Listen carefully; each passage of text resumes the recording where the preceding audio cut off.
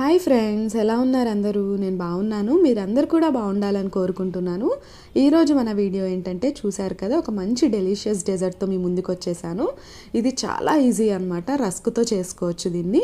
ఇంటికి ఎవరన్నా స్పెషల్ గెస్ట్లు వచ్చినప్పుడు టైం లేకపోతే ఇది చేసి పెట్టుండి, త్వరగా అయిపోతుంది. టేస్ట్ కూడా చాలా బాగుంటుంది.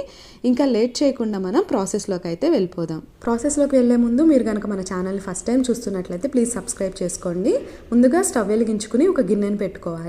నేను ఇక్కడ పాలు కాచుకోవడానికి స్టీల్ గిన్నెని ఒకసారి తడిపి తీసుకుంటున్నాను, ఎందుకంటే పాలు అడుగు పట్టకుండా ఉంటాయని.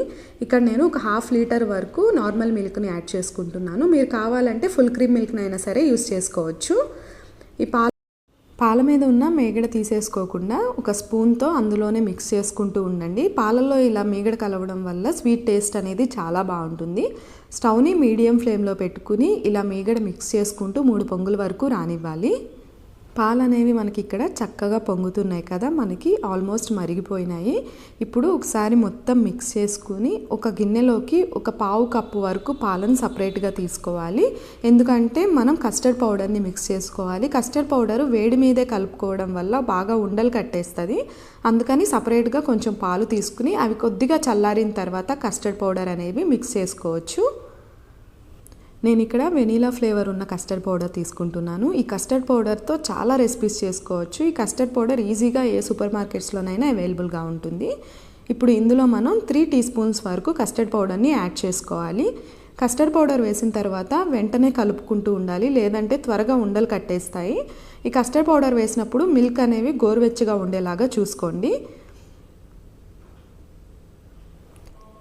దీన్ని ఉండలు లేకుండా మిక్స్ చేసుకుని రెడీగా పక్కన పెట్టేసుకోండి.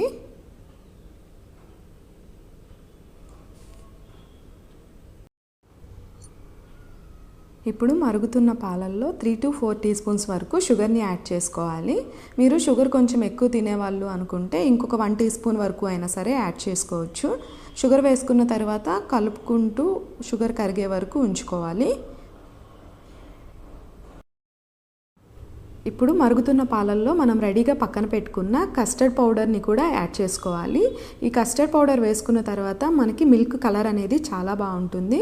ఇది వేసుకున్న తర్వాత లైట్గా చిక్కబడే వరకు మనం ఉంచుకోవాలి. కన్సిస్టెన్సీ అనేది నేను వీడియోలో చూపిస్తున్నట్లు ఉండాలి. ఒకసారి ఈ స్టేజ్లో మీరు ఒకసారి షుగర్ చెక్ చేసుకుని సరిపోకపోతే వేసుకుని అడ్జస్ట్ చేసుకోండి.